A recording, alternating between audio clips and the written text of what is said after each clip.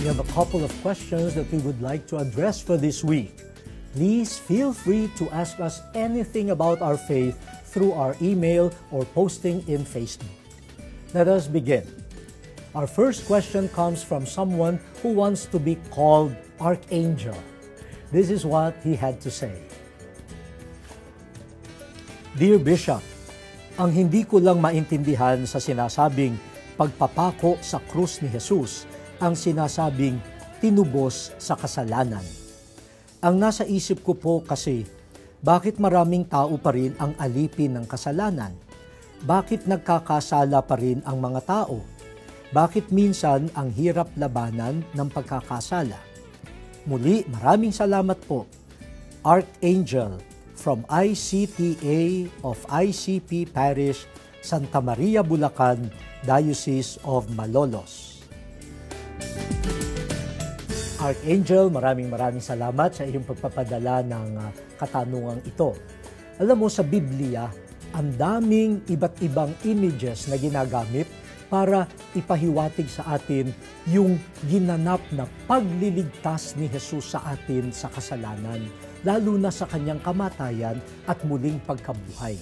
Yung sinasabing tinubos sa kasalanan, ransomed from sin, ay isa lamang sa mga possible images.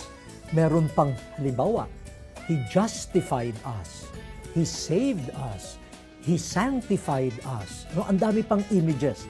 Ang itong tinutukoy mo ay yung ransom, tinubos. Anong kahulugan yan? Diba, sa mundo natin ngayon, kapag ako ay walang pera, ano ginagawa ko? Halimbawa sa aking lupa o sa alahas, ito ay aking ipineprenda. Diba? Tapos sa takdang panahon, kung may pera na ako, ito ay aking tutubusin para akin na muli. Ganun yung image. Dahil sa kasalanan, para bagang tayo ay inangkin ng demonyo at ng kasamaan.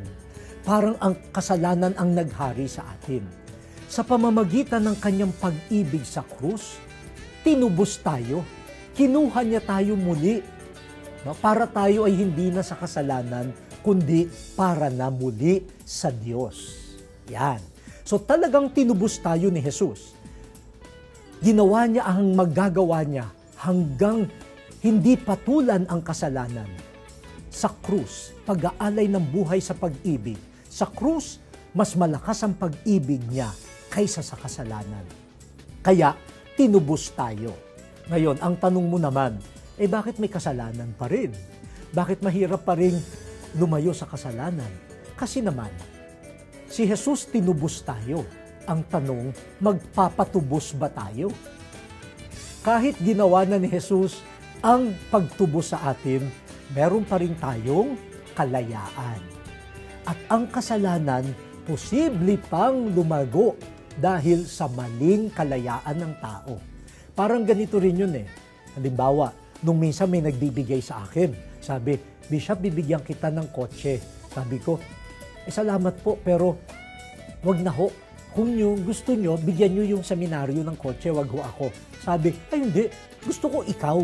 Sabi, hindi sa seminaryo. Sabi ko, gusto ko ho, sa seminaryo nyo ibigay, wag sa akin. Sabi niya, kung ganun, hindi ko ibibigay.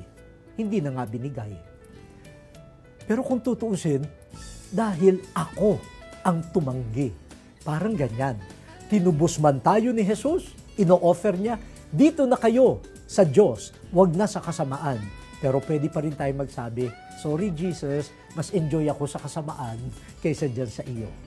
Tinubos na tayo, pero nagpapatubos nga ba tayo? Yan ang tanong.